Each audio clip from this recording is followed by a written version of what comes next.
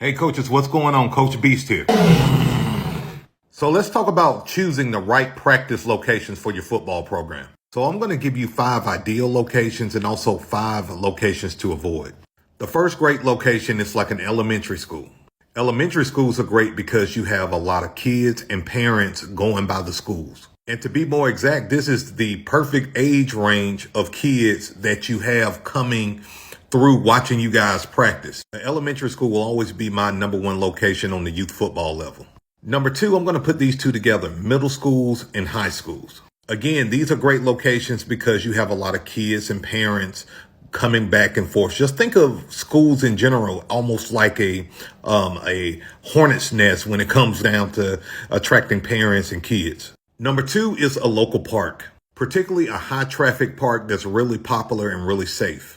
As long as your league don't have any rules or regulations on practice parks and things of that nature, you're good to go. Park is a great location. Number 3, churchyards. Number 3 is churches. Churches are a great location, especially if the church have a lot of land. You'll be surprised at the number of churches that'll be willing to allow you to use their front yard, the backyard. Some churches already have like baseball fields and things of that nature. Talk to the pastor or whoever's in charge and see if they'll let your program practice on their property.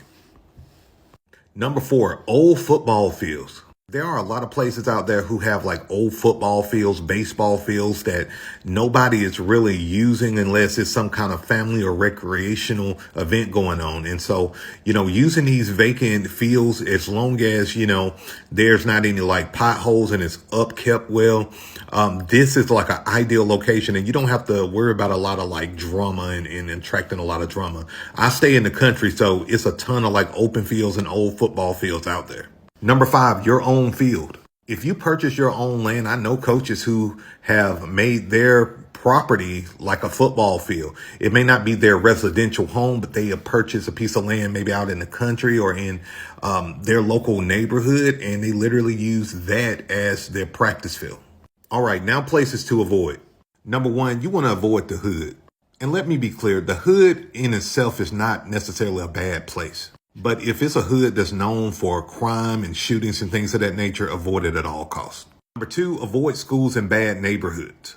Again, you got to be careful with the location because the last thing you want is a kid to get hit by a bullet or something if the location's not safe and people are fighting. Number 3, your home. You have to be careful with your home because if a kid get hurt, you may be held liable for that injury. Number 4, you want to avoid poorly maintained fields. Again, you don't want a kid getting hurt. And number 5, avoid places where the community don't want you. If they don't want you there, they'll be your biggest headache.